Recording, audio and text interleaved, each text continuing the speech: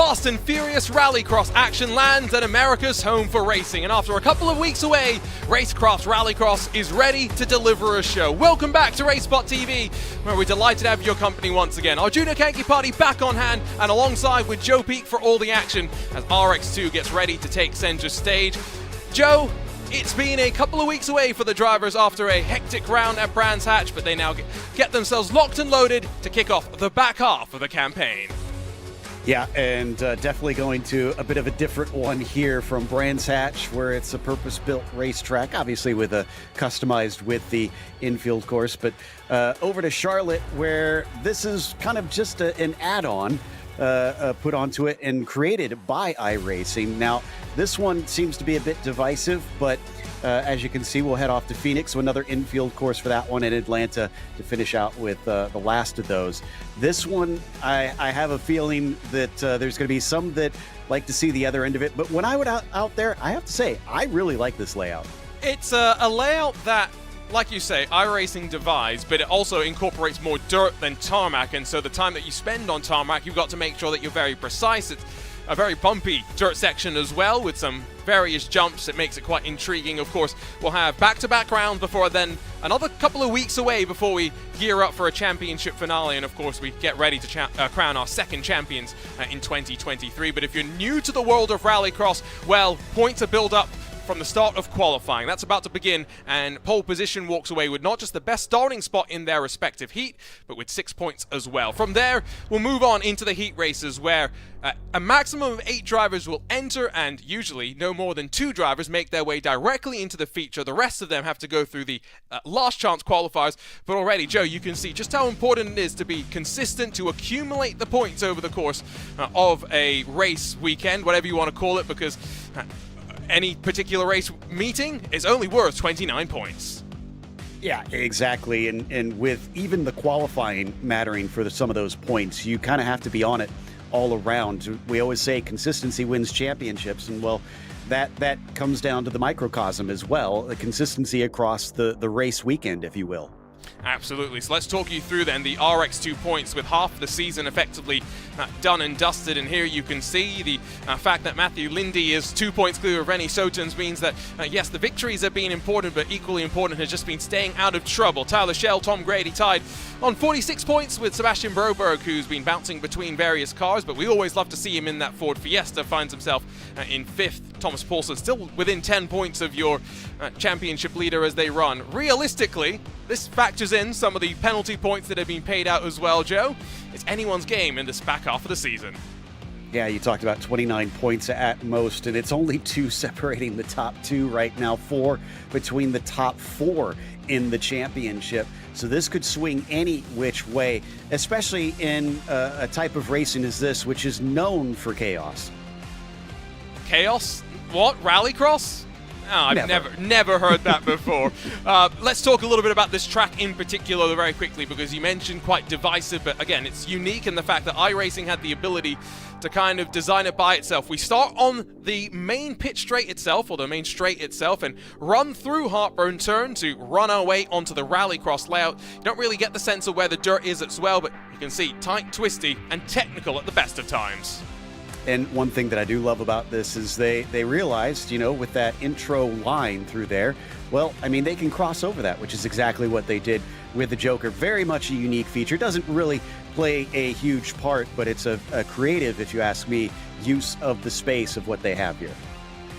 That Joker delta sits between 2 and 3 seconds. The reality is, as Josh Edmondson and myself were joking slightly earlier today, Joe, it's very dependent on driver skill at the end of the day. It might be 1.7 seconds for someone as quick as Jacob Raffos in the RX1s. I guarantee you put me in one of these Rallycross cars, it's probably upwards of 3 seconds.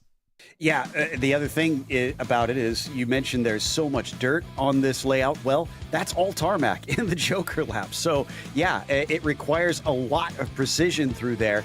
And on tires that are grooved, it can often prove to be quite difficult if drivers are not used to having to try and drive that sort of tire on pavement. That is the thing, right? These are the GRC spec tires, so like you mentioned, they are grooved. They're maybe not the traditional sense of rallycross compound tires either, so that is definitely something just to keep in mind. So the drivers are out there for the qualifying session. As mentioned, they get 5 minutes, and the crucial bit, the track to themselves. They get the chance to just focus on hitting their marks, going as quickly as possible. And as it runs, you can see the times on the left-hand side of the screen. It's Cody Winicki with a 42.572. That's currently fastest of them all. He still has one more attempt in qualifying to go, and so you can actually see him right here running his way through that opening section that the drivers will take on the race starts. Now he will break the timing beam and gets underway for the time lap. Yeah, and I kind of suspected this would be the case. A lot of drivers will sacrifice one of those laps. Whoa, and that's going to be this lap done very quickly for him. Although nice save from keeping it from wrecking the car. I was going to say that you get just a little bit more speed coming from a standing start on this one because of that sort of start area that they have. That's all paved, whereas if you're coming in from the normal racing line, it's a shorter run towards there and a more awkward run as well into the run up to the start of the timing line. So to really maximize it, you kind of want to come in from that start. Now, not everybody is, as we're seeing Devin Hughes here coming across, and 43.8 is going to bump him up into 14th. Quite literally bump him up in that case as well, because he finished that qualifying session in the wall. But you're right, and these are the slight differences that people find in qualifying. I think back to Barcelona, where the gantry at the end of the lap, drivers often phase their way through it just to make sure they get as much momentum as possible, somewhat similar to what we saw with Devin Hughes there. But for the most part, qualifying is done and dusted with the times on the left-hand side. You can see the margin sees half a second between the top 4 or 5, and then a larger gap slightly further back. But of course, this is where the qualifying splits the field up slightly, Joe, and after this we of course break them up into a couple of different heats. Exactly. If you're not used to this format, we'll have a heat format to get our feature race grid set. So while the qualifying will put some of these drivers together, you're not going to see Cody Winicki next to Tyler Schell on this initial first heat. They'll be split up into the first 2 heats apart from one another, each starting from the pole position. And as with most rallycross tracks, track position probably going to be an important factor here today. Absolutely. Qualifying is officially in the books, and so now we get set to go for what I believe are going to be 3 distinct heats to set the first starting spots in the feature, and after that, of course, the mad scramble of an LCQ. Let's run you down towards the starting grid, where Cody Winicki grabs pole position alongside Tyler Schell in the Ford Fiesta, while Kim-Andre Bjorklund and then Matthew Lindy, the championship leader in the Beetle, quite interestingly, will round out the top 4 starters. Jake Robichaux and then Andrew House. This is the qualifying order, not the heat order itself, so let's switch that one around, where it is still Winicki, but Lindy then up front with him. René Sotens, Eric Dubois, René Wegner, Sim van Wereld, and then Ross Kaiser make up the rest of the 7 starters who find themselves focused up towards the lights for the first time today. The championship break comes to a close, and RX2 is ready to go at America's Home for Racing. Looks like a decent start there for the outside coming up to the first corner. It's going to narrow up quite a bit here, so they've got to get them sorted out, and they don't. And it's Lindy that gets the contact made, and there's the roadblock. 4 in the wall, and 3 upside down. Somehow Cody Winicki rights himself, but it's René Sotens, René Wegner that I believe run themselves clear at the front. Remember, it's the top 2 that advance automatically to the features, so for those 2 to be so far ahead really pops you up quite a bit, even with the lightest of touches. Sim van Wereld also had a big hit with Keister, unfortunately. So those 2, I think, experiencing dramatic damage. Sim van Wereld is coming to a halt on the track. It seems like only 3 cars are remarkably actually running right now in this first heat of the evening for RX2. Let's not forget RX1 due up on deck after these drivers as well. I have a sense that if we take a look at some replays, we'll probably get quite transfixed with banging and smashing and all sorts of palavers. Let's take a look and just focus on Ross Kaiser slightly further behind as he gets the nose chopped off and then runs his way into a wall of cars. Oh, and he thought he had the right idea. He held back. He was very patient, but like I said, it funnels down so much in here that there is no place to go. There's walls on either side, so as soon as the cars tangled with one another, it just became a sea of smoke. Sea of smoke and a wall of cars. I think even Moses would have trouble with that one at the end of the day. You can see some of the movers and shakers there. Sotens and Wegner not qualifying maybe the best, but able to take advantage and work their way on forward. And if you think about the jokers themselves, it's only Winicki that has been able to take what is a 2 to 3 second slower lap time. Ultimately, this first heat of the evening is somewhat sort of transitioned into a bit of a Sunday stroll for the time being, but don't you doubt that, Joe, when we get into the next heats, it's going to be frenetic racing for these 5 laps. Yeah, this is going to seem very tame compared to what we're used to here. Is up and over the jump there for Wegner once again. One thing I do like about this track, despite it being an infield course, an oval infield circuit, is that it actually has some elevation change. It's always been one of the unique things about Charlotte is most ovals, I mean, naturally, are going to be flat in the infield, but this place has a few hops and rises that can give you some blind corners. You can take a look at the Racecraft race analysis. There are 5-lap heats, 5-lap LCQs, and 10-lap features.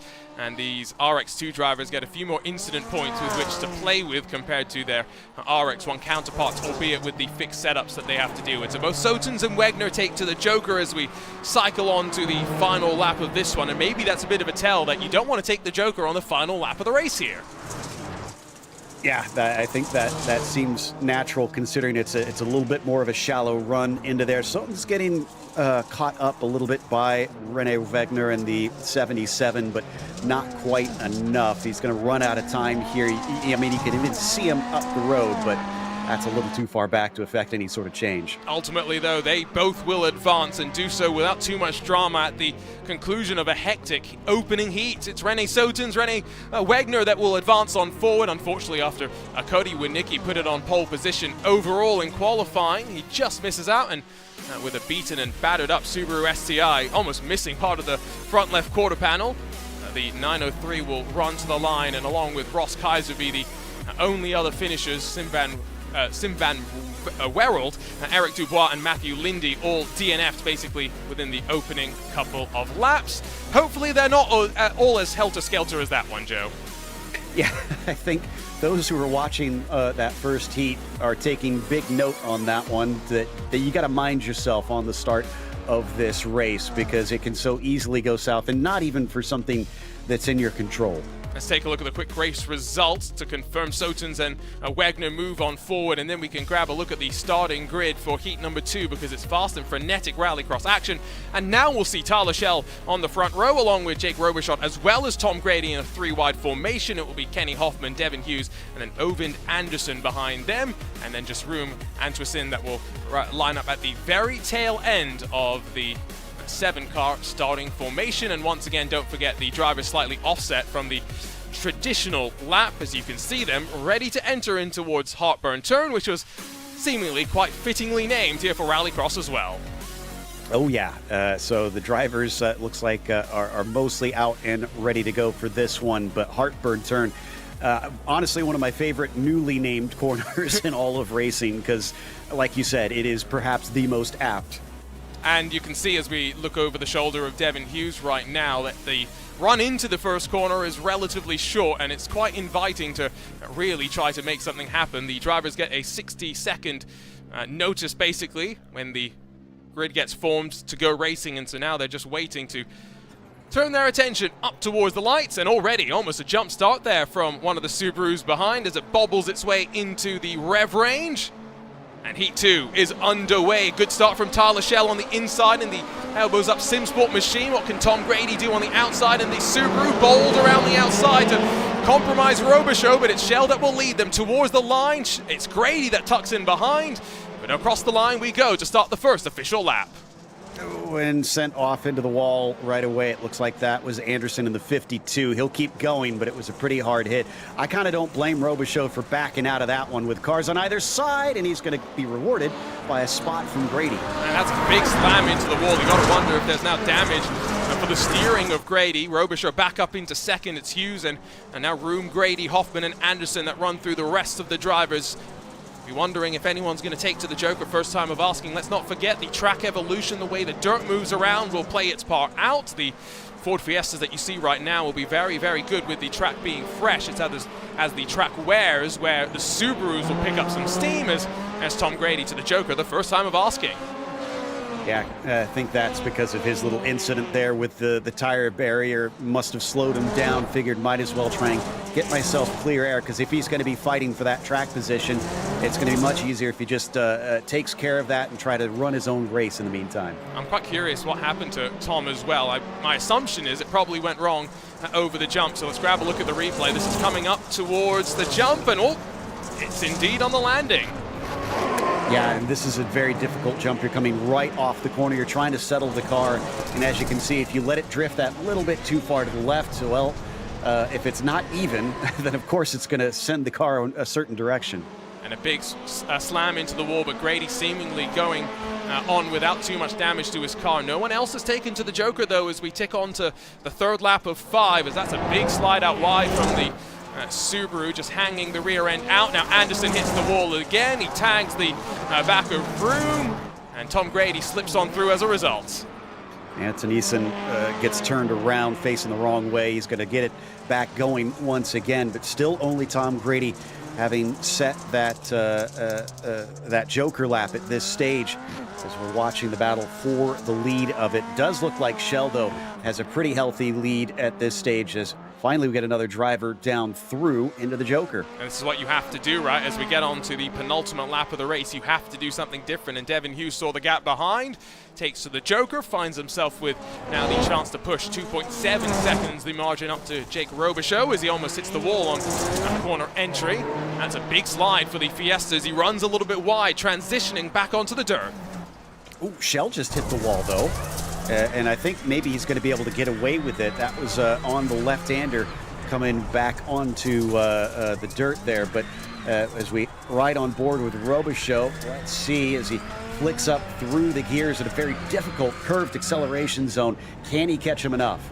He's going to continue out there, though, and keep the Joker until the final lap, as will Tyler Shell. Now, did Tyler Shell just do a Ross Chastain? I think he kind of did.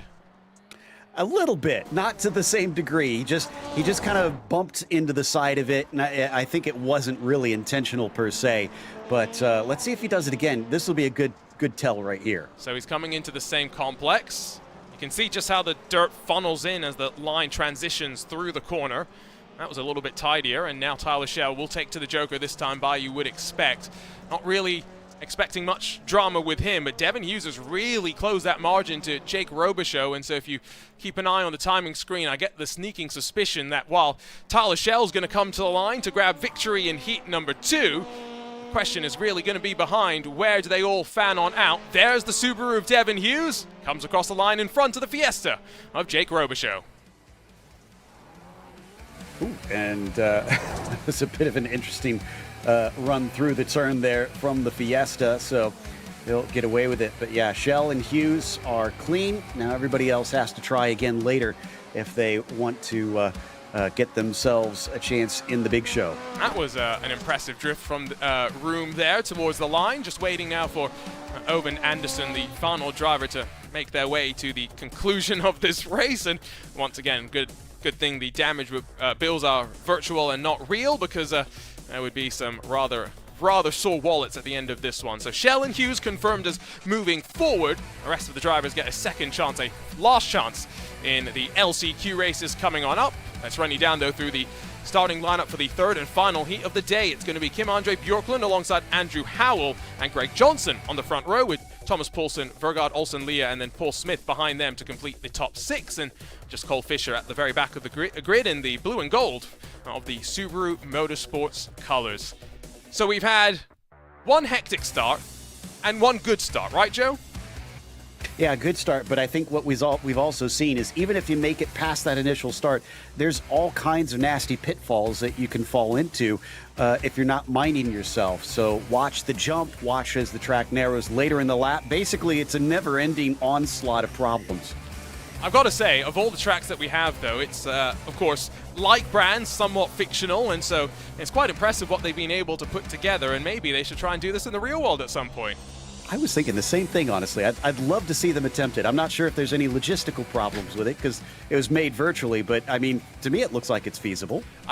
I think it looks impressive, and maybe iRacing Rallycross goes real is what we have to do. You can see the rear wheel spinning those, the drivers on the handbrake, ready to launch the cars for the final heat of RX2. It's a great jump from the second row as Paulson and Leah have to somewhat back out of it. Thomas Paulson says, no, I'm not backing out of it, runs into the back of your pole position sitter. It causes more chaos. Somehow Bjorklund gets through safely. It'll be Howell defending from Leah, though, as they dive to the line once more. I thought Greg Johnson maybe was going to get the run. He was on the outside, but he just overshot that first corner and lost him a lot of positions. But they're actually single file this time, up and over the jump. It was a nice tidy start initially. It was just the run through the heartburn turn that caused a little bit of consternation. Onto the dirt, running a bit wide is RaceSpot's own Paul Smith, but now transition it back to the left. Slide the car carefully around. This is where Rallycross, you're trading horizontal momentum for forward momentum, and Thomas Paulson traded it in the wrong direction. Also, Cole Fisher got unfortunately turned around in turns 1 and 2, so he wound up in the wall, I think, with some severe damage as they complete the first lap. And Bjorklund with clear track in front of him. That seems to be a big part of this today. Running their way down through the opening corner. Let's go back to the race start and just look from up above, because they tried to go 3 wide, they backed out of it, and then you can just see, you're not wrong that Andrew Howell had a great opportunity to move on forward. Yeah, just unfortunately it looks like Bjorklund was able to get that away from him in the end, and Johnson nearly picked everybody's pocket. As watch on that outside line, see a car just fly on ahead and maybe fly a little too close to the sun, and well, just getting turned around there. Some of our drivers finding themselves not where they want to be. And so that is Andrew Howell in the 666 that takes to the Joker, emerges behind Vergaard, Olsen, Leah, so that's going to be a good spot to potentially retake the position when the Joker cycles switch on around, but of course still a decent way to go. Looking off the back of RaceSpot's own Paul Smith, one of the few drivers giving us a bit of a look at the webcam. Look of focus on the face of Paul. Yeah, and you're probably going to see a lot of wheel sawing in this, especially this part of the lap. As you can see, you want to flick the car in, get it turned, and then immediately you're having to switch it all the way around. This is one of the slowest corners here on this more than 180-degree turn, and it's very frustrating trying to get the throttle down. Yes, the other thing that you see Paul doing is A, tongue sticking out, true sim racer, B, sim racer lean going on, all the little tricks being deployed here in that Team Mad machine. Already having Jokered, of course. This is maybe not for a position in the main event. What it is for positions and starting spots in the LCQ. So there is something to fight for here as we are on the penultimate lap of the race. Only Greg Johnson, 1 lap down, is yet to Joker, so the rest of the field and order somewhat locked and set. It's just the question of now, can Kim-Andre Bjorklund and Andrew Howell hold on and avoid making any mistakes? Yeah, I think Howell's in a good position. He's got like 3 seconds back to Leah, so pretty much at a very good spot overall to try and take the transfer positions. This one going to be interesting, though, with Paul up against Paulson. They're going to go side by side in one of the more narrower portions. He's going to have to give way because that's pretty much single file. I've got to say, though, this is what Rallycross is about, right? You've got the 2 different manufacturers with the different ways that they develop speed, the Fiesta versus the STI, and just seeing how they sort of dance their way through the dirt. Windshield wiper going off as well. Still a little bit of a battle going on this final lap of the race. Remember, 3 heats now done and dusted means that after this, we've promoted 6 drivers into the main event. The question is now who will join them. That's where we'll find out some answers in the LCQ. Again, a pretty hectic and rough and tumble start, but Kim-Andre Bjorklund got on out of turn 1 relatively safely and works his way to the line. The winner of heat number 3 advances along with Andrew Howell, while it's going to be Leah, Paulson, Smith, Fisher, and Johnson that have to try and fight their way through an LCQ. And now the important thing as well is everyone has seen the track once. The drivers in the final heat, Joe, have seen the track evolve, though, and how it's going to be racing in the first of the LCQs. Yeah, that's a good point. And the other thing to remember is those drivers who did finish farther up, even though they don't advance, will have a better starting position in these LCQs. So I think their efforts are not for nothing out there. They have put themselves in a good spot to try and take advantage, but first thing they got to do is just survive these first laps. I think that's the case for everyone, isn't it? So quick look at the Heat 3 results, and only 1.8 seconds at the front. It really was not the largest of margins, all things considered, but fastest lap at the front as well. I think a bit of a story and a pattern emerged there about who was maybe the strongest driver in that third and final heat. Cody Winicki was the fastest in qualifying, though. He gets a second chance in the C main along with Vergaard Olsen Leah, and Tom Grady on the front row will be Sim van Wereld, Paul Smith and Owen Anderson lining up behind them, and then Eric Dubois in the Ghost Racing 034. There are some fantastic liveries on display, and that is just another one of them. That's a great shot of what the drivers are focused towards, the start of this first LCQ. Keep an eye on Winicki because he's been very strong over in the short course trucks recently. So I expect he's slightly out of position here, not making it through with that first accident on the opening heat. And 7 enter, 3 advance, so there's not much in terms of stakes for these drivers, but again, just like with the heat races, finishing position here is going to determine starting spots in the main event. So one driver not on the grid, it would appear, but it's going to be 6 drivers focused up towards the lights. And away they go, puff of smoke with plenty of the drivers struggling to launch these cars. And in towards Heartburn Turn, Winicki a little bit tidier and safer. Grady runs wide, allows Leah to try and fight back underneath, in through the opening corner. Remember, the top 3 advance. Paul Smith gets pushed wide into the wall. Yeah, I could tell that Cody was giving a lot more room to the outside this time. He was making sure that he took his part of the track and nothing more, because there's just no need for him to lean on anybody, especially starting from the top spot. There was a challenge from Tom Grady initially, but I think Tom also kind of saw the writing on the wall. Looking off the back of your race leader, Cody Winicki, as the top 3 all safely through, and behind Anderson is where it's really starting to get a little bit more helter-skelter as Smith tries to fight back. Here comes Dubois trying to look back alongside. Now, who will take to the Joker the first time of asking? Smith is on the left-hand side of the track. It might seem natural for him, but no, instead it's Dubois that dives down to the longer lap, and at the end of the first of 5 laps in the LCQ, it's Winicki, Grady, and Leah in those 3 transfer spots. And the one thing that might help, might hurt, depending on how it goes, is if you take that Joker early, remember it is all pavement, you've got fresher tires. You can make better use of that at that moment. Whereas if you're at the end of the stint, these are soft tires. They're meant to try and go through the dirt, but you can still use them up. It's going to be harder to try and maximize that. So I wonder if that's part of Dubois' thinking. That's a bit of a bonk from Paul Smith, and I think someone who's done his fair share of stewarding before is just going to let Owen Anderson roll on through and get that position back. And you're right, not just about the fact that Joker is tarmac, but also the fact that it's getting increasingly dirty, potentially, as people drag dirt onto that over the course of the race session. So something that maybe will catch some drivers out as Paul Smith sees Vergaard Olsen Leah take to the Joker and emerge directly in front of him. Oh, well, unfortunately, Dubois tried to emerge, and I think maybe he did not stay within the line that he was supposed to, because he ran into,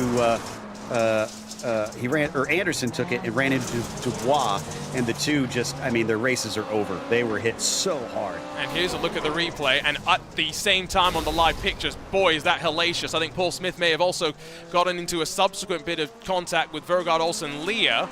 I'm not sure what this is going to do on the timing screen on the left-hand side of the screen. Just keep in mind that both Dubois and Anderson are now parked on pit lane and waiting to see what's going to happen in the rest of this race as Leah bounces over the curb.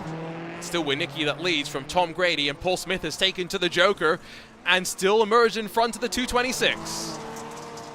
Cody's looking pretty solid, but he does need to take that Joker. Tom Grady, having taken his, will gain a lot of time, but as long as Cody doesn't really blow it, I think he should be okay. Like you said, it could be 1.2, it could be 3.5. We just don't know. But even if it's 3.5, he should still be handily ahead. And yeah, if you get a touch around that corner, you're already swinging the rear end around so much, it'll be easy to spin it over, oversteered too much. Yeah, not intentional by any means on Paul's part there as Winicki takes the Joker on the penultimate lap. But Race Control will look at that and they'll decide post-race what their decision is. 1, 2, 3 seem relatively comfortable now. If this is a marker for how second LCQ is going to go, Joe, we should be a little bit worried. Yeah, but I will say, I think that was the cleanest start that we've had so far. It was fantastic there. It kind of fell apart later on. It's just Cody's really run away with it, and he's going to have a tough time when we get to the feature, though, because he's having to play a big bit of catch-up on those who had a better start position. Yeah, he's going to be starting back in 7th overall in the main event, but at least he's part of the big show where the points are at their highest when they're paid out. So when Nicky advances, Grady will go through as well, and I believe that Paul Smith will do enough to make it through to the main event of today's showcase at the Charlotte Motor Speedway. The former voice of the iRacing Rallycross World Championship, former iRacing All-Star Race winner as well. He'll be very angry at me if I did not mention that. He will work his way on forward. We'll say goodbye to Vergaard Olsen Leah, to Sim van Wereld, as well as to Eric Dubois and to Ovind Anderson, who got involved in one of the bigger wrecks that you're ever going to see in rallycross competition. There's a look at the race results, the confirmation that Leah, Van Wereld, Dubois, and Anderson are done for today. They will rejoin us in action in just a week's time, but ready to go for the second LCQ. And again, 3 spots on the line. Jake Robichaux, Ross Kaiser, and Thomas Poulsen on the front row. Kenny Hoffman, Matthew Lindy, and the points leader, Matthew Lindy, on the second row, before Cole Fisher in 6 will line up alongside Anderson Room, Greg Johnson at the back of the 8-car LCQ2. So that's what is on deck. The drivers all know now what to expect. Let's see if we can get through the start a little bit cleaner. There is the green on this one coming down into Heartburn turn.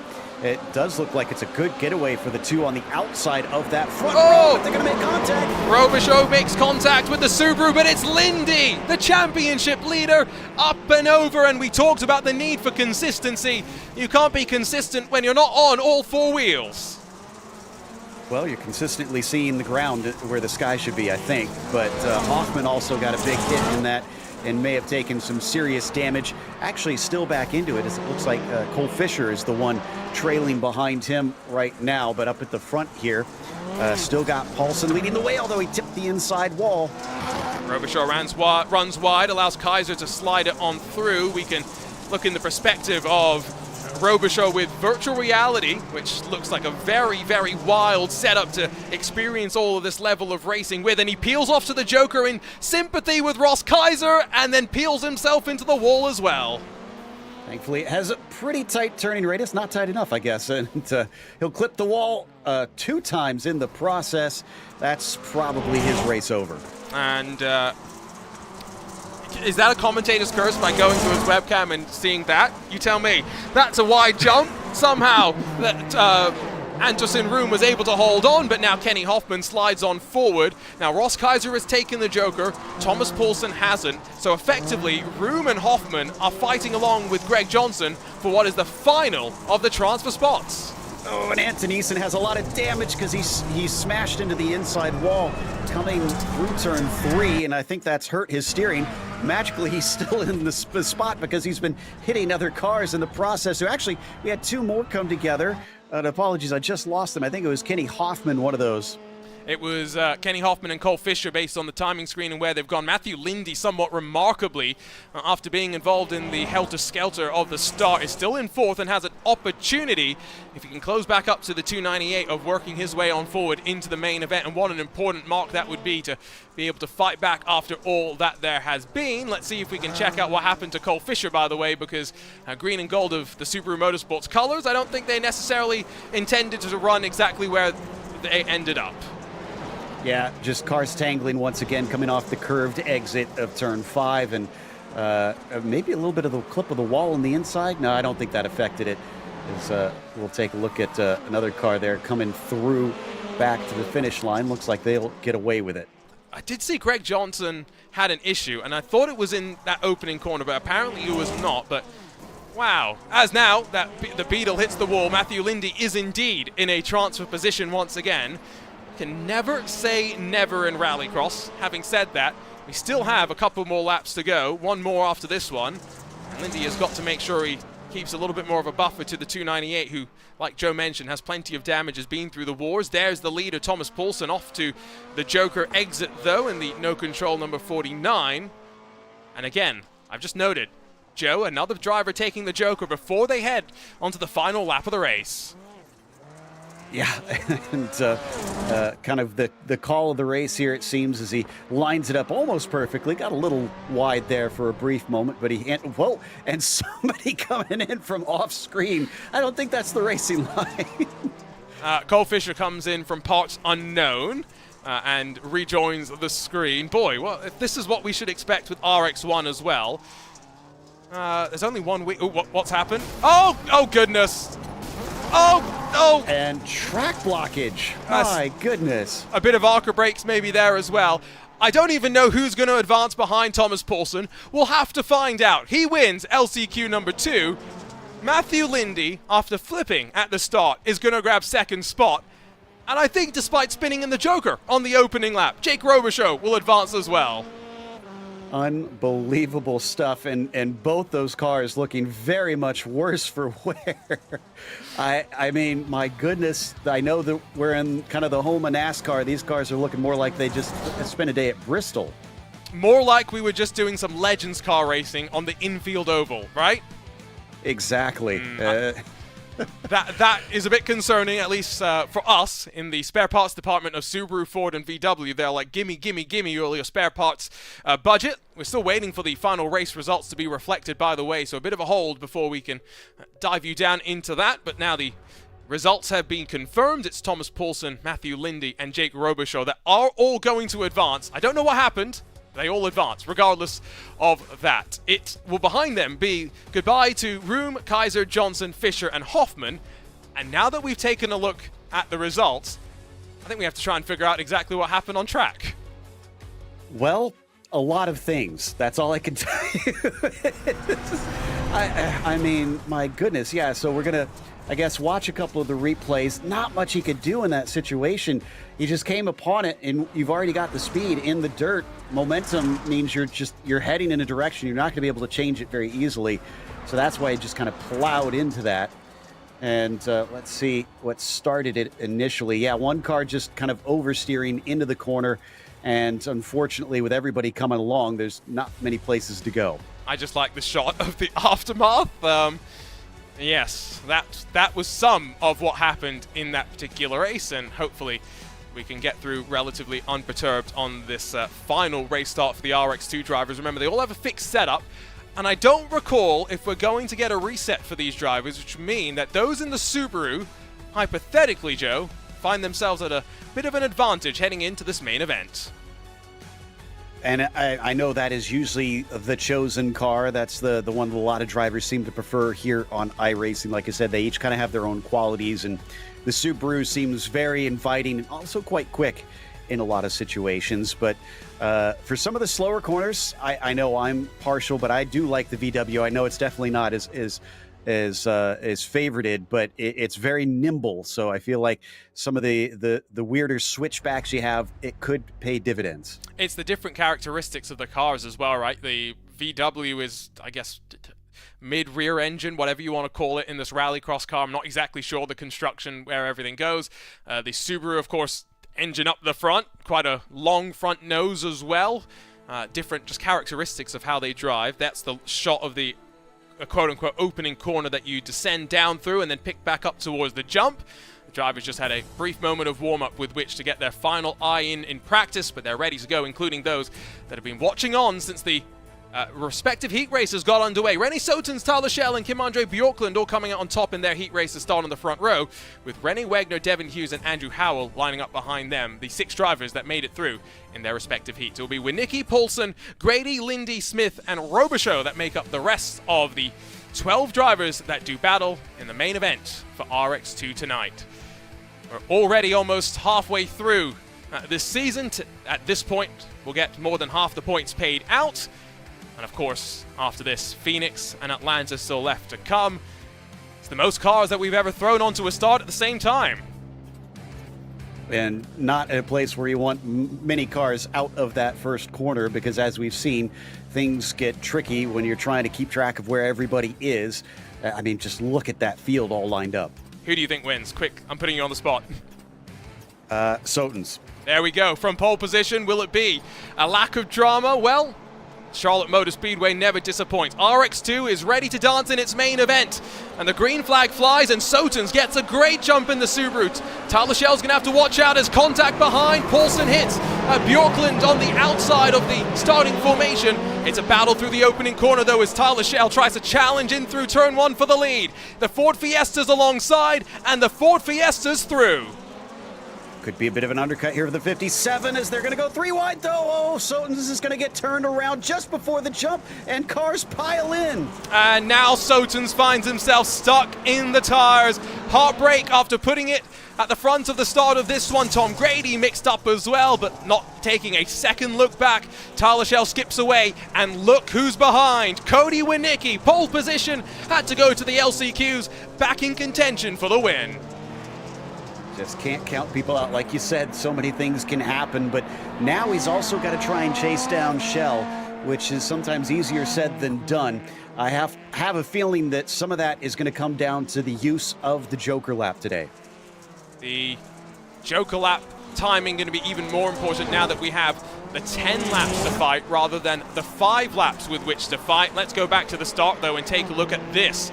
The moment that all set things off as Tyler Schell broke away in front. 3 did not go into 1. Yeah, and I think Sotens was kind of an innocent victim in that. He may have gotten the 3 wide, but it would have been very late, and he's obviously focused more on trying to cut back underneath Tyler in that situation, which made the absolute most sense, but he just didn't know that there were going to be 2 cars suddenly dove to the apex. And Paul Smith and Tom Grady came together. I don't think any fault of each other's, more just the palaver of the opening sequence. And now 12 cars started, 11 still running, and the drama not done and dusted. 1.2 between Schell and Winicki.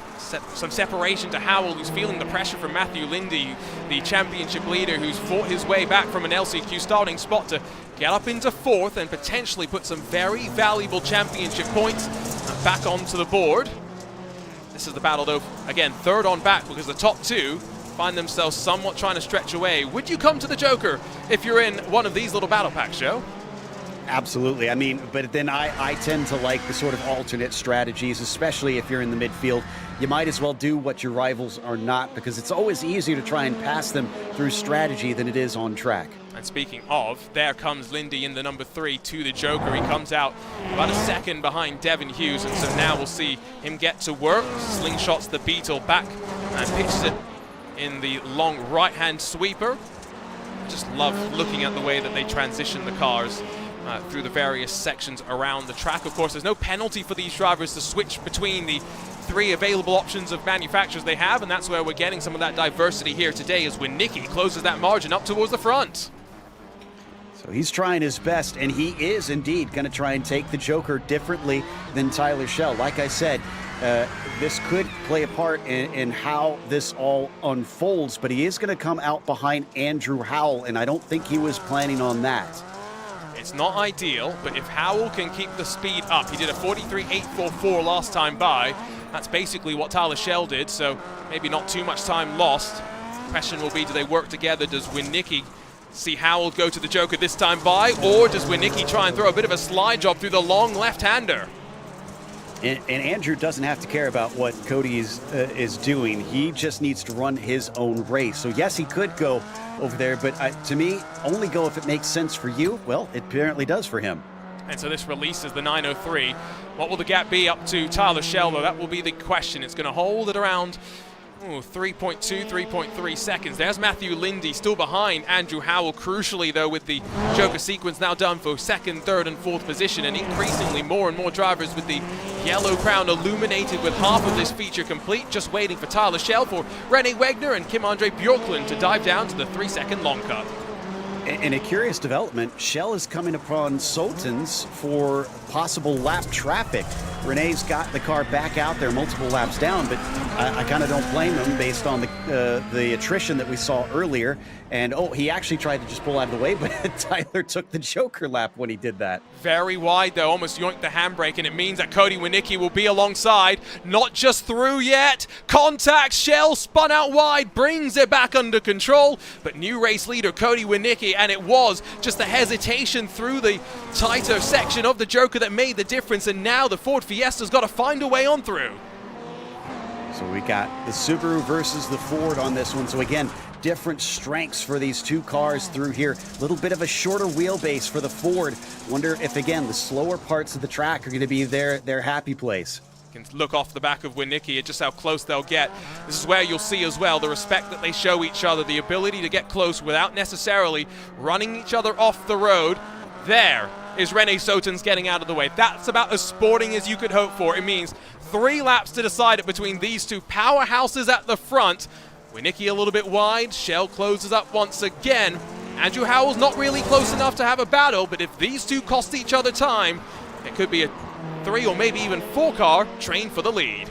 And we've seen with how narrow this track is at times that there's not uncommon that they're going to make maybe a little contact. And if you get set off of your typical racing line, that's going to slow you up tremendously. Both of them just tucking it right down into that concrete barrier. This is a really interesting camera shot because it shows you just the way that the wheels are turning and at the same time where the weight of the car is rolling as well. There's so much momentum that shifts. Remember, through the dirt, these cars need to be somewhat compliant on the suspension side of things, so longer travel. And you can see that sometimes at play when they're on the tarmac. They're a little bit more lethargic at times. 2 laps to go. Shell not close enough once again. I don't know where that Ford's really going to be close enough to make a move happen. If the shorter wheelbase is a benefit here in the twistier stuff, he's got to take advantage of it now. Contact, and I think Shell's going to try and wait, but he doesn't have the opportunity to do so. Here comes Howell and Lindy. I wonder if that's going to be penalty points afterwards. Howell now up into second, or will he be? Lindy is going to get inside of him and out drags him off the corner. That's a great drive. Remember, Matthew Lindy at one point we thought was done and dusted for the day. There was no chance after flipping at the start of his LCQ that he would fight his way back on forward. He was not going to take no for an answer. He's back in the mix, still only a second away from a potential race victory. But Joe, quick look at the replay on the final lap of the race. Yeah, so I think while he did send it in a little bit hot, I kind of put this one a little bit more on Winicki because he hit the inside wall, and that's what really tipped it off. I don't think Tyler would have hit him if he hadn't have had that issue. And it's a crucial mistake as well, because it means that as they all run themselves against the wall basically through the final couple of corners, Tyler Shell yoinks the handbrake to put on a show and becomes the first repeat winner in the season of Racecraft RX2. He comes out on top at the Charlotte Motor Speedway in a dramatic rough and tumble affair. Matthew Lindy, the championship leader, grabs second. Andrew Howell will grab the final step on the podium. Spare a thought for poor Cody Winicki, 4th the best that he could do. I have to say, though, considering what he had to go through just to get to the feature, an excellent job from the 903. Just a shame it didn't reward him with a podium because he definitely had pace today. Again, pole in qualifying, and I think did not get the chance to really show us exactly what he could do with that speed. Let's grab a look at the feature race results. Let's go and hopefully grab a chat with some of our drivers as well, because what an interesting return of Racecraft RX2 it was. Shell 6/10 clear of Lindy at the end, but it was all about the penultimate couple of laps and the drama that ensued. Andrew Howell 3rd, while Winicki, Hughes, Wegner, Robichaux, Grady, Paulson and Bjorklund make up the rest of the top 10. Kim-Andre Bjorklund not only getting involved on the opening lap, but in the final laps as well in various bits of drama. He started 3rd, he finishes 10th, but in front of Paul Smith, the final car on the lead lap, while René Soetens pulled out of the way after being involved in the early drama. When the leaders were coming around to put him a lap down, he finishes 3 laps down, all things considered. So that was a look top to bottom at the race results. We'll give it a few moments and hope for the drivers to come by and join us for a quick chat. And right on cue, race winner Tyler Shell has jumped on into the broadcast booth. He'll chat very quickly with Joe Peak about his second victory in 2023 Season 2. Indeed, Tyler, congratulations taking that win out there today. Obviously, it came down towards the end of the race, and I thought I saw a bit of an apology from Winicki. I wasn't sure if that was for his mistake in front of you, but what was your take on what happened in your contact there? He misjudged the quarter entry and slowed up a bunch as I was behind him, and we're in the dirt section, so you can't really brake, you can't really stop on a dime like you can in the asphalt stuff. So trying to slow down as much as I could, but I still got into him. So feel bad about that, but I tried my best to let him regroup before instead of just plowing through him. So hopefully appreciated that. We can have a good rest of the series. So obviously found yourself after the first lap leading the race. You saw Cody behind you. Did you know as soon as he went into that Joker lap that he was going to try and undercut you? Yeah, I knew definitely what he would. Yeah, that was his plan because he probably slowed himself down being behind me because I think he was a little faster at that point.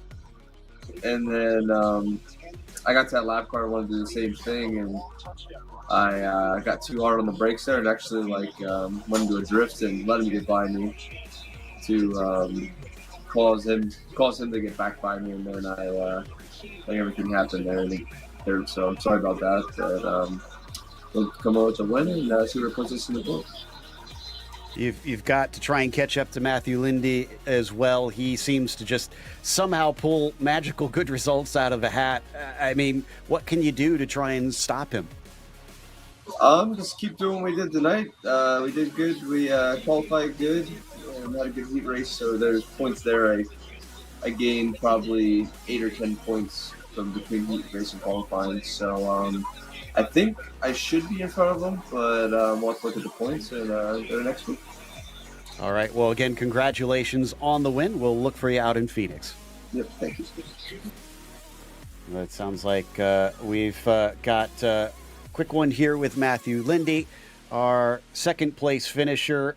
Matt, how in the world do you manage to keep finishing as well as you do? You were on your lid in the consolation race. Oh, Matt, do you have a copy? Not hearing Matt right now, so hopefully we'll try and get him mic'd up shortly before we go. I think he's trying to speak, but I don't know if he's necessarily got it all configured and hooked up correctly. So unfortunately, we've got to move on over to RX1. We're not going to get the chance to sit and chat with a driver that I think really would have had a story to tell, but he's going to have plenty of work to do because 7 days from today, his championship hunt will continue. So we make our way over to Phoenix and what is, in my opinion, one of the most underrated rallycross tracks available on iRacing. I definitely really enjoy it based on when it first released. It was one of the original ones released on iRacing when they introduced Rallycross, and when they talked about, having free reign to get to design these, this is definitely one of those ones where you could tell they had fun. You can see that long dirt section at the very end. It's so hard to be patient. Here you can see what is the run out of a heavy braking zone. Hard to keep the car on throttle full power as you try and flick it left and right. The Joker is then off to the left-hand side, and there's a very tricky jump to deal with as well. I think this is one that, like you mentioned, has been around for so long, where Joe, we will see a bit of a difference in experience. There will be drivers that have done thousands and thousands of laps at this track, and then, of course, those that are newer to the world of Racecraft RX may be a little less familiar with some of the nuances of how to go fast at this facility. Exactly, and when we get to the RX1s for that one, it's definitely going to be down to the minuscule aspects of it making the difference. Like you said, those who have been on Rallycross for a while will know this one inside and out, so they're probably going to know all the little tricks to try and maximize the lap time. And of course, that is a week from today, but don't go anywhere here on RaceSpotTV because, yes, RX2 may be done, but it's time to hand the mic over to the drivers of RX1. We'll be back here at the Charlotte Motor Speedway in just a few moments' time.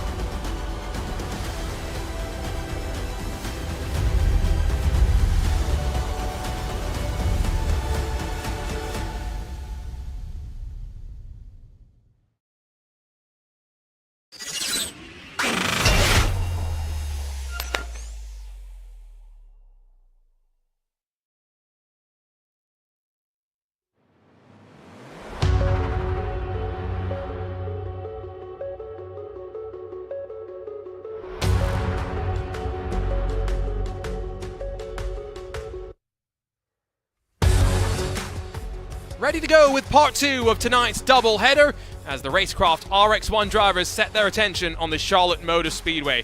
Half the season already complete, there's a familiar target at the front, but Jacob Rafost's reign of supremacy surely must come to an end at some point. And here on RaceSpotTV, we'll see if it is here today. Welcome along once again, Joe Peak alongside myself, Arjuna Kankipati, with already one helter-skelter evening of racing in our books. We'll do it once again, and this time with open setups and drivers maybe with a little bit more experience and maybe more to fight with. It's the same schedule that we were talking about with the RX2 drivers, Joe, which is to say, it's some of the best tracks available on iRacing Rallycross. Absolutely. Definitely a very fun list that they've put together here. If you missed it earlier, us talking about how Charlotte is incredibly unique in the way that they've put this one together, and then Phoenix, one of the earliest ones we were just talking about. Atlanta, also another one that I thought that they did a really fun job with, especially with that banked hairpin that they have. But it's a short and frantic season, which is appropriate for Rallycross. It does feel somewhat appropriate, doesn't it? Of course, the second 2023 season that we've had of Racecraft RX, the first on RaceSpotTV. Jacob Rafost, the 2023 Season 1 champion, and we'll talk about the points in just a few moments' time. If you're just tuning in, you're just joining us for the first time on Rallycross action, qualifying underway, and of course, important qualifying, because points are paid out from the very start of the running, and that determines the starting spots for the respective heats. And of course, in this RX1 session, we'll have just the 2 heats where 3 drivers advance rather than 3 heats where 2 drivers advance. But regardless, it's the main event where the most points are paid. 15 points for a victory. If you're perfect across of all 3 points-paying categories, Joe, it's 29 points going your way. Exactly. So the big question, though, is, I mean, can anybody make up the points on someone like Rafis, like you said, who's been so dominant this season? 29 points can seem like a lot when we've got, like the RX2, with only 2 points difference between them. But when you've been winning and winning, it can spread apart pretty fast. Absolutely. And that's the thing, right? We saw in the RX2 Championship how close things were. If we grab a look at the points for the RX1 drivers, well, it is not such a familiar story, such a similar story, I should say, because 3 wins in a row for Jacob Rafost to kick off 2023 Season 2, and already he's built up effectively more than a perfect race weekend's points total over Evan McFarlane and the Williams Esports driver of Josh Fox. Behind, in the battle for second on back, it's pretty close. Jacob Rafost just continues to prove that, Joe, he's somewhat of an alien at the front of the field. Yeah, I mean, and I kind of knew he was an alien from my past experience of calling him in races, so I'm not too shocked. It's just impressive considering the strength of this field, the fact that he has been able to be as dominant. Like we saw, so much can happen in these races, even at this level. While these guys are definitely probably going to be a little bit more tidy than what you saw before, it can still go awry so easily for something that you had no control or no idea of in it. So Jacob has been impressive, frankly. We'll be hoping rather to see a bit more of Ilari Lamansivu as well, the Havu Gaming driver that has been back into Rallycross competition increasingly as of late, but he's just inside of the top 10 and not really a championship protagonist here in 2023 Season 2. Back at the home of American racing, Concord, North Carolina plays home to the Charlotte Motor Speedway. We've already seen racing around the 0.83 miles, the 1.34 kilometers, the track, of course, 59% dirt, and this is the class where the Joker Delta can vary from 2 to 3 seconds. With these drivers, Joe, it's going to be closer to 2, maybe a little bit less. Exactly, and what we saw there in the feature of RX2 shows that it can make such a big difference in that feature race. It's a little bit more difficult in the heats just because there's fewer laps to try and do it. But when you can try to undercut your rival, the fact that it is so much of a different surface from all the rest of the track means that you can play more loose with like how you want to take it to try and have that sort of difference in lap time compared to your rivals. Let's go ahead and take a look, by the way, at our wall of drivers because they're underway for qualifying right now. Most of them actually already done. You can ignore Jake Robichaux and Paul Smith at the top of the screen. They've already competed in RX2. I don't know why we haven't kicked them out already, but Jacob Rafos is ready with the FIA WRX rally board behind him. Russell Peterson gives us the view that he has in sim.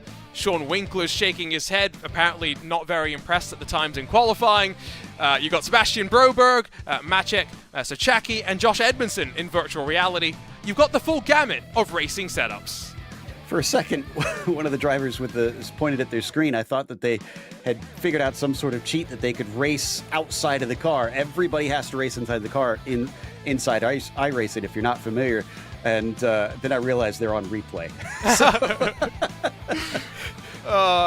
Even experienced iRacers like Joe and myself can get caught out at times by some of these webcams. But it's where we get to play detective. We get to have some fun and figure things out. For example, I know that if I ever want to buy a house, I'm probably going to give Sean Winkler a call.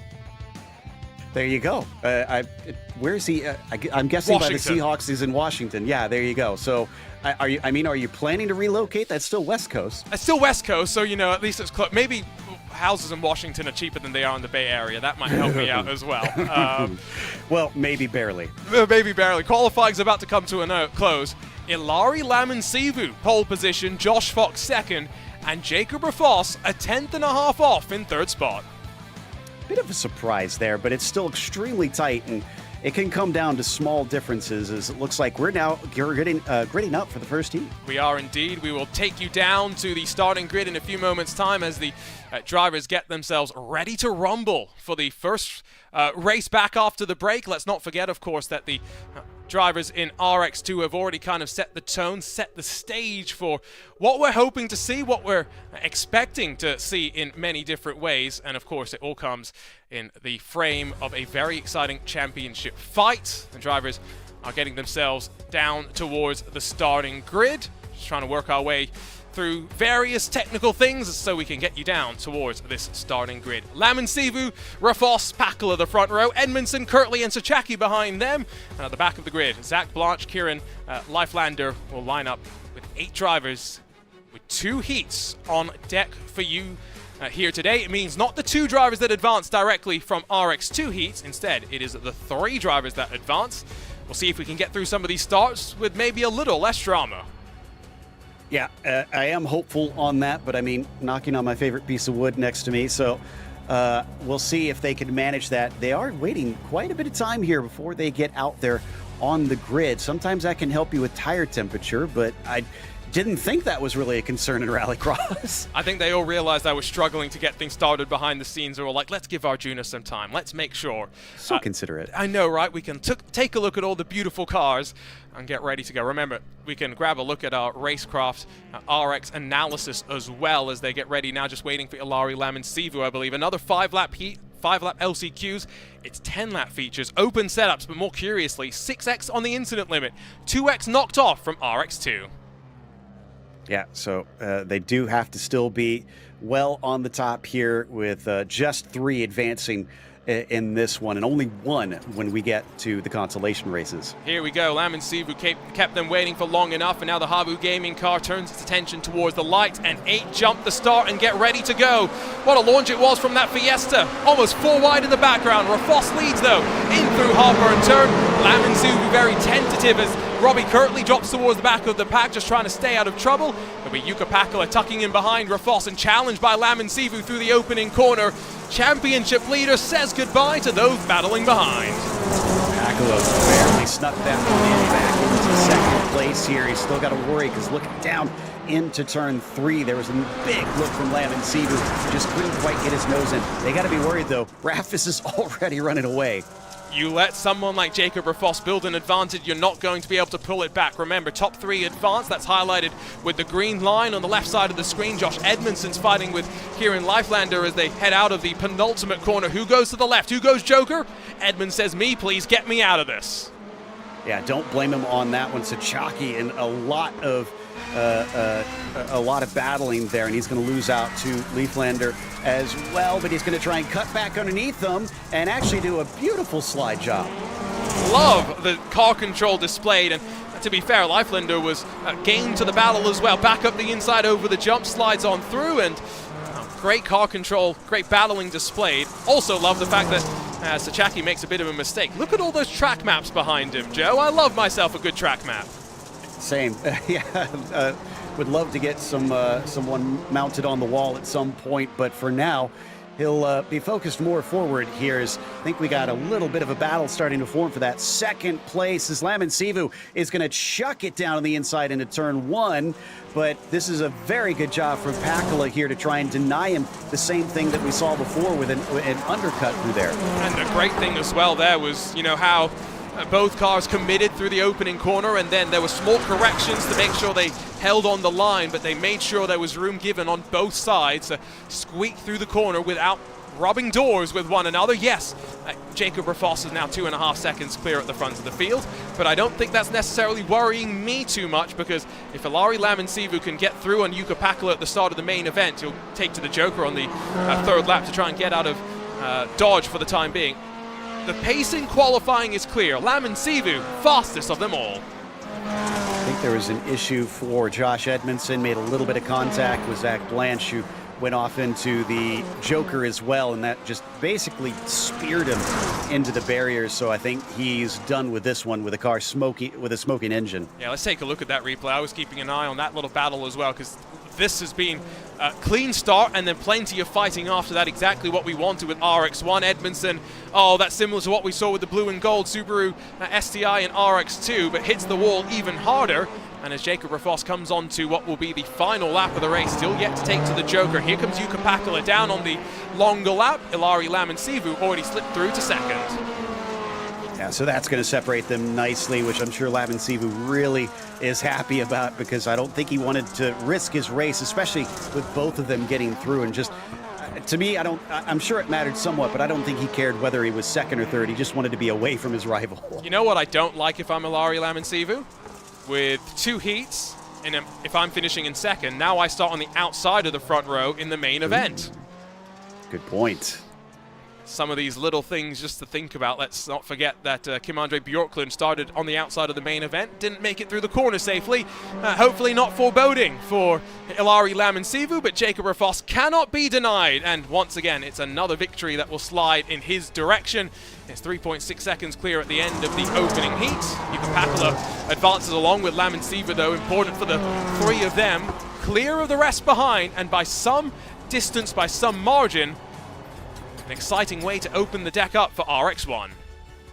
And I feel bad for Edmondson, because that was honestly just bad luck. There's nothing anybody did wrong. It was just they clipped tires in exactly the wrong way. And you can see that reflected in the results. He's the only one that pays the price, as we see top 3 advance. Everyone else has a second chance in the LCQ, but with only 2 heats. Let's run you down how through their lineup. It should be Josh Fox, Joni Palaneva, and Evan McFarlane on the front row, with Sami Mata and Santeri Heiskanen behind them. Russell Peterson in the Squadra Stunseed at 59 will be back in 6, with Sean Winkler and then Sebastian Broberg rounding out the 8 cars in the second and final heat of the day.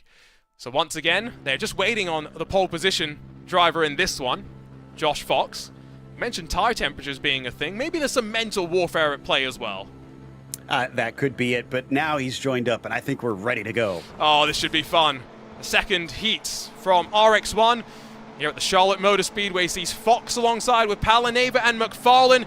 McFarlane slow to respond to the light. Fox gets away well. Sami Mata follows him up the inside of the 3-wide situation. McFarlane gets some contact with Pakala. I tell you what, great car control from all on offer to hang on there. The Kess Industries 04 still in 3rd spot, but it is Sami Mata that takes advantage up to 2nd as Josh Fox runs away. Oh, and Broberg made contact with Peterson. They were into the wall, unfortunately.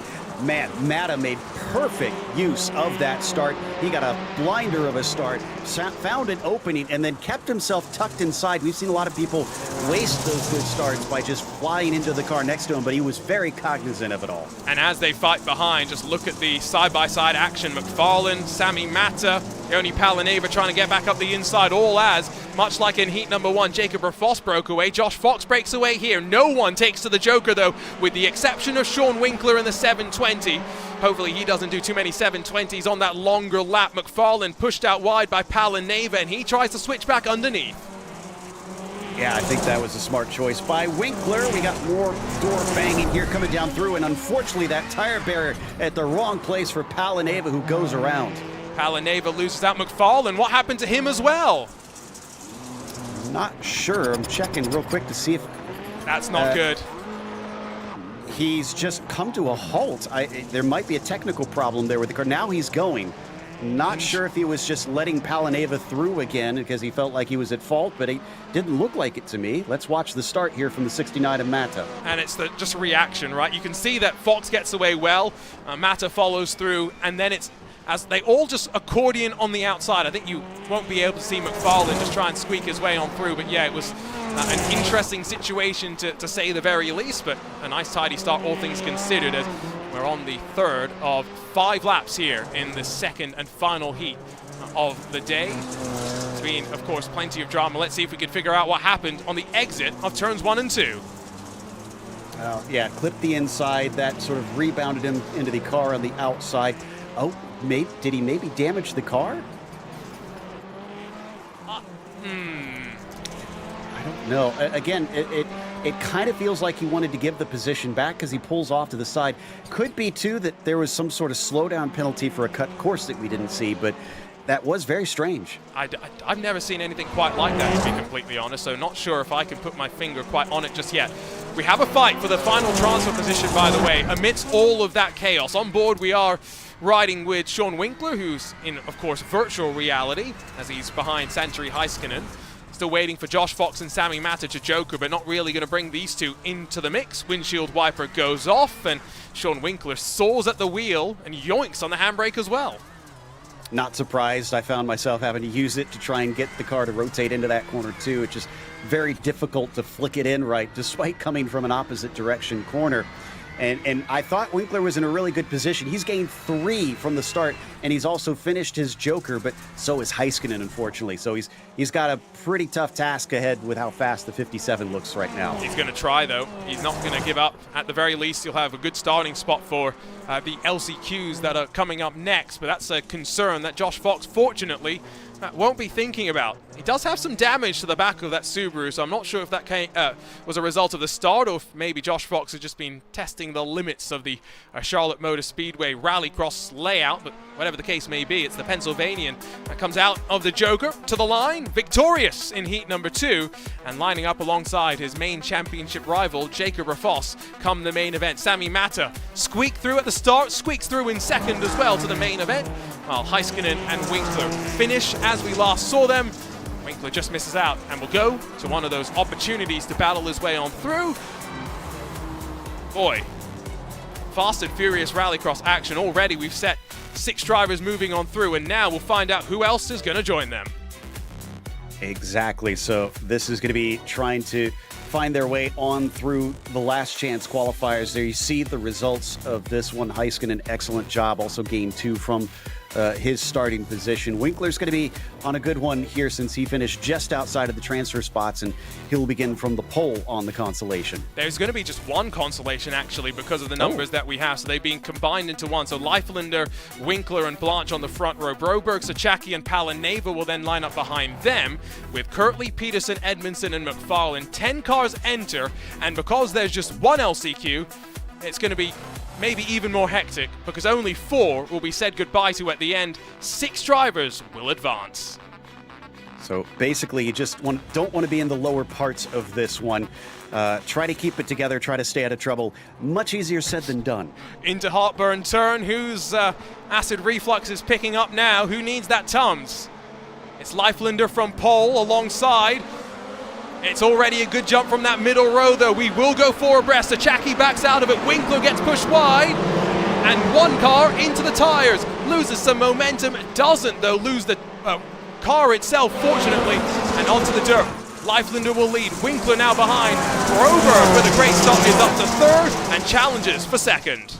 That was Zach Blanche, who unfortunately hit the wall there. Hopefully he'll be able to get away with it since it was into the tires, and everybody's still tight together here. In fact, it'll still a little bit of side-by-side racing as we come up to turn 4. On board with McFarlane as he tries to challenge those in front, but not necessarily going to be able to get on through. You can just see the chopping and changing as they slide through the penultimate corner. A couple of cars rub themselves against the wall.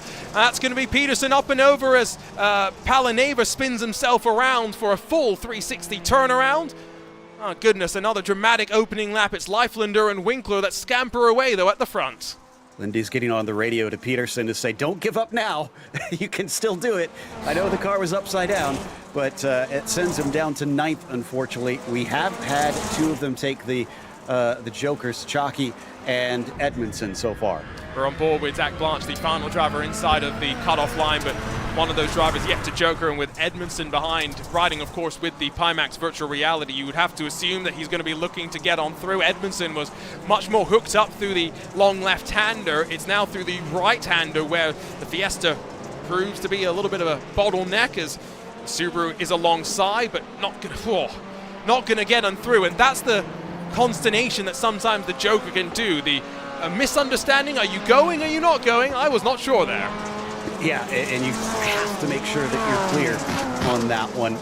But Zach Blanche needed that to happen. That'll send him back down to 8th. It was looking like he was in a good position because he was in the last transfer spot, but now that he's taking care of his Joker, he's got to hope that a few of those ahead are going to be caught up with his undercut.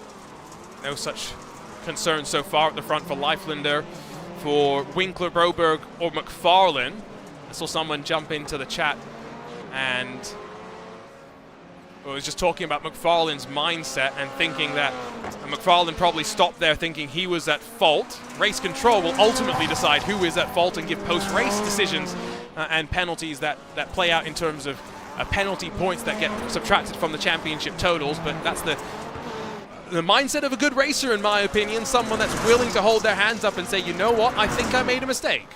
Absolutely, and I'd still need to go back and really give it a good look because I hadn't seen anything that looked like he was at fault, but he did hit the inside wall, so maybe he felt like he kind of shoved his nose in and made a dive bomb. But regardless, we'll see how it can fare from here, considering he's still, making good progress back up through as we see just how tight it can get coming through the Joker lap. And it's on to the final lap. Let's not forget these are 5-lap LCQ. Sachaki alongside. There's some contact. McFarlane needs to keep it out of the wall. And remember, top 6 is all he's looking for. An advancement into the main event.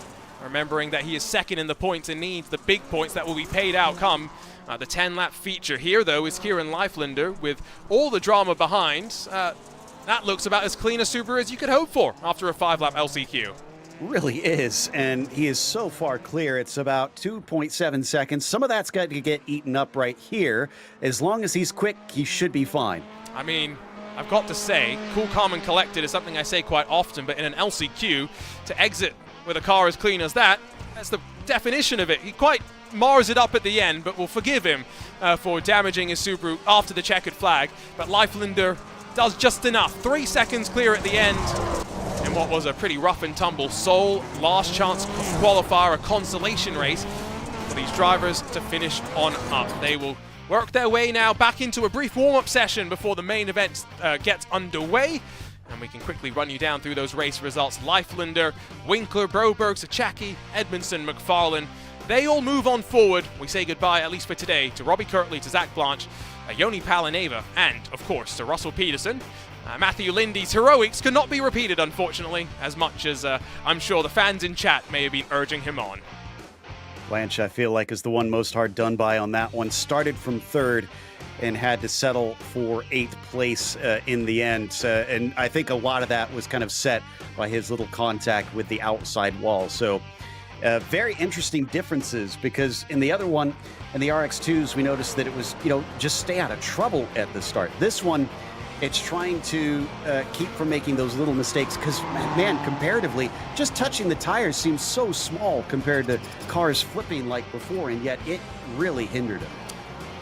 I think the thing that we also have to remember is that Rallycross, if Paul Smith was here, he'd be talking about it a lot, believe you me, but Rallycross, Joe, despite what everyone believes, it's not a contact sport. Well, some would argue that it very much is, but I mean, you don't want to do that because you have to take care of your equipment. Just like in real life, any sort of contact like that, they're sturdy cars, but they're built to be a specific way. If you knock the parts loose, if you affect the handling, you're either not going to be as fast or you won't generally be able to drive it to the finish. So, yeah, you want to avoid that sort of stuff just so that you can keep yourself in a good position. I suspect that Zach maybe experienced a bit of that since he kind of hit the corner of the car, it probably knocked the toe out a little bit. You can see that Jacob Rafos is quite relaxed right now. Is he singing? I thought he was for a second. At the very least, he's stretching and not looking like he has to jump back into the car after being watching on for a little bit. 10 laps of action, of course, expected, and look of focus for all of the drivers as they get themselves ready to go. Josh Edmondson flicks the camera back on as he throws the headset on. We're ready to go. 10 laps of action here at the Charlotte Motor Speedway. Second half of the RX1 season, well and truly in full flight. It will be Jacob Rafos alongside with Josh Fox and Ilari Lamansivu, maybe the 3 strongest drivers in the championship, and all fighting at the very front. They'll have Sami Mata and Jukka Pakala for the no control team behind them, looking to try and pounce, while Santeri Heiskanen 6th, Kieran Leiflander 7th, and then Sean Winkler, Sebastian Broberg, and Maciek Sachaki through the rest of the top 10. Josh Edmondson and Evan McFarlane have some work to do from the very back of the field, but ultimately, never say never. It's Rallycross racing. Expect the unexpected. Especially when, once again, we pack 12 cars onto the starting grid for the first time for these RX1 drivers. Yeah, and like we saw from before with Cody, with Winecki coming from pretty far down in the field, it is possible to make progress if you are coming from at a disadvantage. Who do you think comes out on top in this one then? I'm going to say Evan McFarlane, since last time the pole sitter wound up last. So here we go then, from the back to the front or from the front to the front. Great start maybe from Jukka Pakala, or was it a jump start? Regardless, he'll be alongside with Jacob Rafos in through the opening corner. 4 wide, the Subarus go. Fox ping-pongs off Lamansivu, and there's the inevitable. The contact, the block in the road, but only for some. Everyone else through the opening corner safely, as Sami Mata's hot on the heels of the championship leader. Oh, that was definitely the most messy we've seen here for the RX1 on the start. Lamansivu with that nice advantage, or going to the very back, excuse me, as Rafos leads them, and Mata is going to give chase. And we've seen Sammy, when you give him an opportunity, he's going to grab it with both hands. Just to confirm, by the way, no jump start from what I can see. Yeah, I checked. No black flag, so he is good, which is amazing because that was perhaps the best start I think I've ever seen in Rallycross. We've only ever seen starts like that on probably 1 or 2 occasions. I think of, was it John Robertson here? It very well could have been. Maybe John Robertson at Brands Hatch, one of the two. But yeah, there are starts that will be remembered, and that will be one of them. Now, that was the launch. I don't think the rest of the start itself is something that Lamansivu or Fox is going to want to remember. No, and yeah. Now, what gets me about this is it felt a lot like those 2 cars that were getting into him weren't lifting when they should have. I don't know for sure, so I don't want to point fingers too much. Maybe I just couldn't tell, but definitely I feel like they probably should have let off the gas a little more instead of trying to push him forward. Lamansivu, the one that took the brunt of it, though. He drops to the very back of the order. Fox is down in 9th. It's perfect if you are a fan of Jacob Rafos, because in terms of championship swings, it just continues to fall in his favor. Breaking away from Sami Mata, who's on for a pretty impressive podium performance, you'd have to say, while Kieran Leiflander is going to go from an LCQ to potentially 3rd. There's still a long way to go. Up 4 spots for him, and he's got Pakala just behind him, don't forget, who's really a big threat as we hop on board with Yuko. And all he's got to do, honestly, in this situation is just keep piling the pressure on him and probably try and do something different with the Joker, but they're not going to take it this time around. That's interesting as well, the fact that the top 7 yet to Joker, those behind have. From this point forward, effectively, there is a lap, 1 driver per lap that is going to be given room to Joker by themselves. You don't really want to leave yourself following someone in, especially if you're potentially Kieran Leiflander, who has Sami Mata in front of you. The problem becomes, if it's a 2-second delta back to a 2 or 3 second delta, then jokering could put you either in front of Sebastian Broberg. If you get it wrong, though, you could be behind not just Broberg, but Sachaki, Heiskanen as well. It's high risk, this decision to come down to the long lap. Can I just point out that my pick is now the highest driver who has taken his Joker lap here. So it's not the lead, but McFarlane, man, did a great job avoiding the drama at the start and has put himself in a great position. That's the thing as well, right? We talked about it at the start. Consistent points is what gives you championship fights. And even if McFarlane's not fighting for the championship this year, he's fighting with Josh Fox, a veteran of the iRacing Rallycross World Championship. Competed in every season there, every season of the iRacing Off-Road Championship Series as well. That's just confidence that he'll build up, and you're right, still holding that gap to Jacob Rafoss relatively steady as well. Still watching Sami Matakir and Leiflander as they build a bit more of a gap to Jukka Pakala. Leiflander makes contact with Sami Mata through the penultimate corner. That sends him a little bit haywire. Surely you'd come to the Joker if you're feeling that you're losing time now. Yeah, talking about the misconceptions that Paul was mentioning off screen, Leiflander, you saw him drift a little bit sideways. And yes, these cars can drift. Yes, it looks fun and exciting. But ideally, in all racing, the less yaw that you put in the car, the better. You want it to be point and squirt, because the more you're accelerating in the direction you want to go, the faster the car is going to be. Sounds obvious, but like I said, not everybody kind of pictures the sort of slideways running these cars do. Slideways, I like that one. Was that intentional? That's a dirt term. Is that actually a dirt term? Yes, dirt oval racing, getting slideways. See, dirt oval is something that I unfortunately was not exposed to living in Singapore growing up.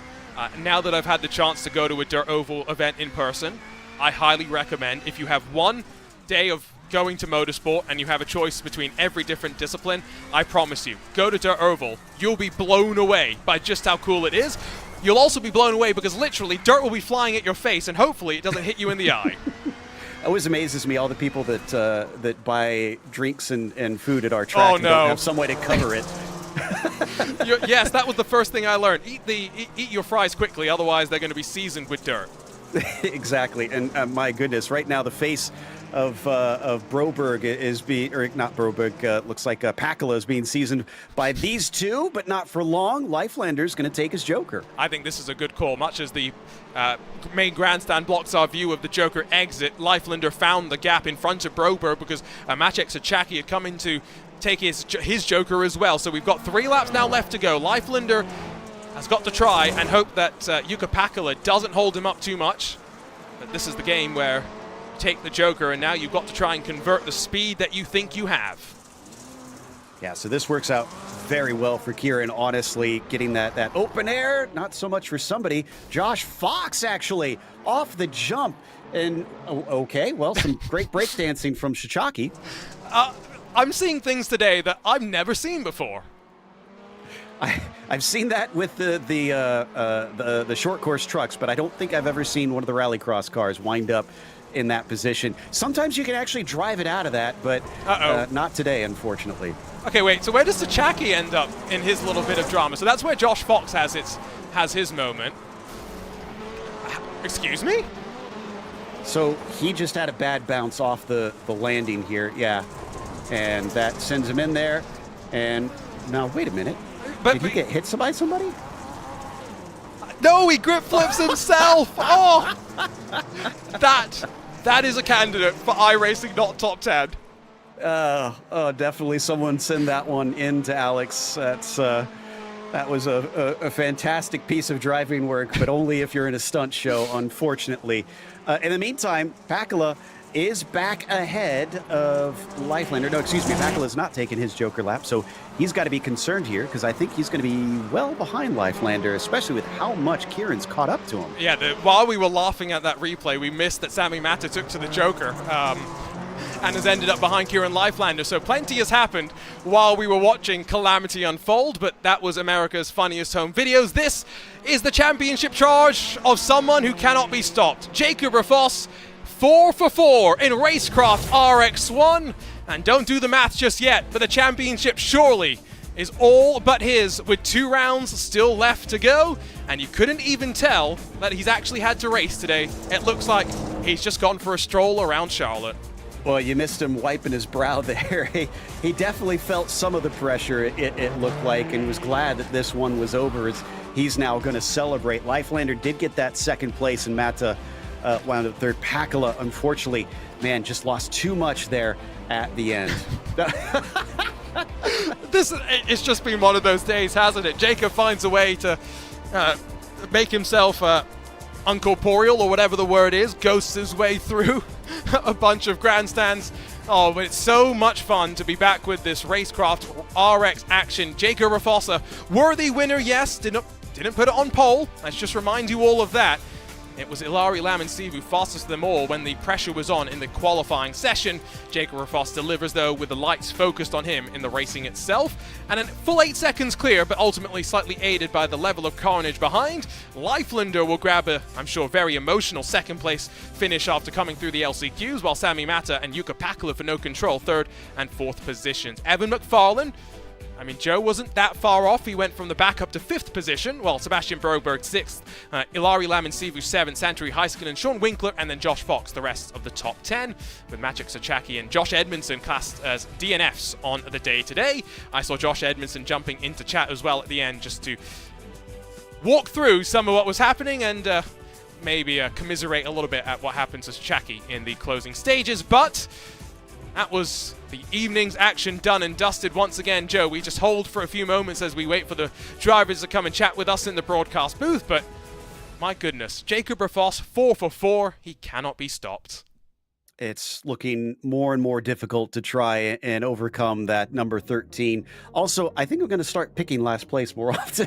It seems to do something to fight the curse. It's not a bad pick at the end of the day, because if you start at the back, you're not in the middle of the trouble. It's all in front of you.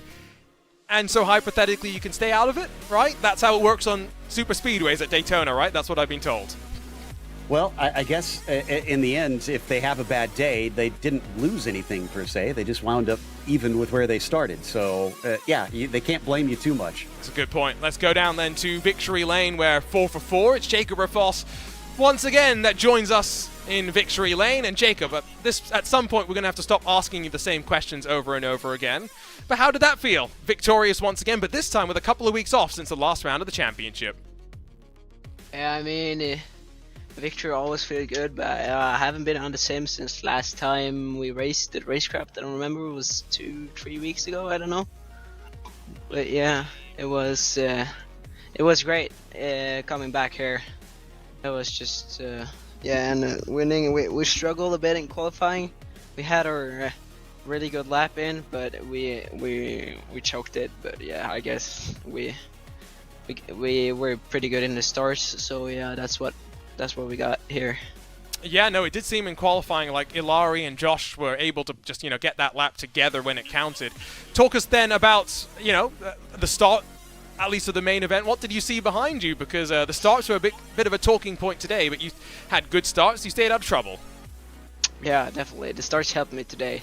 I saw in the Heat 1, and I got a really good jump on Ilari there, and also in the feature. And I saw that car. I know it was Jukka Pakala, but he was insane launch, and he got it way in front of us all. But yeah, it was great launches by me. Yeah. We still don't know how he didn't get a black flag, at least personally. But we're back next week. We go to Phoenix. Talk to us about what we should expect at one of the older tracks available on iRacing.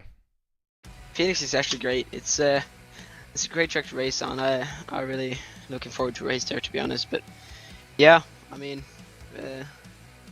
Yeah, it's just going into it and hoping for the best. Well, congratulations on yet another victory, Jacob. 4 for 4. Can't wait to see how the championship defense goes in a week's time over in Phoenix. Thanks, and I'd like to give a shout out to SimMagic, Nitro Circus Sim Racing Team, and Next Level Racing and Sim Racing on us, and yeah, all the guys supporting. Jacob Rafoss makes sure to thank all the sponsors there in his winning effort once more. We'll switch things on over, though, to Kieran Leiflander, who joins us now. Kieran, from an LCQ to a podium. You must be pretty happy with yourself. Oh, man. I don't know what to say. Yeah, I just got to thank everybody at Zeems for helping me bring such a fast Subaru WRX STI to the plate, and I gotta admit, this is like not a track that I'm good at building at, and came here thinking that, man, I'm not gonna even be able to compete against people like Pakala, Ilari, and Josh Fox, and Yoni, and I mean even J-Bob. So just really happy with that podium finish, first podium finish of the season, and really looking forward to next week at Phoenix, because that's a really good track for me, and yeah, I'm just super pumped up, and can't wait to get back at it next week. Yeah, talk to us about the fact that you're building setups against people that have probably been working on these setups since the start of the World Championships. They've been proven. They've had the time to develop them. How does that work from your perspective? In some ways, trying to play catch-up and figure out if what you've got is quick enough? Yeah, so in the practice session before the actual race session opened, I looked at a certain individual, Evan McFarlane, because me and him are pretty even, and this is a track that him and a bunch of other people on his team are faster than me at. So I just really look at certain camera angles and look at how the car is sat and how it moves through the corners on entry, roll, center, and exit. And I just adjust that certain stuff to my setup, which would be the camber and front toes and all that, and get the rotation right. And yeah, and I pretty much make my setups run long run. So in the long run, I'm hitting low 42s, and I mean 41s is pretty hard with the slicked off track at Charlotte. But yeah, I'm just really happy with that.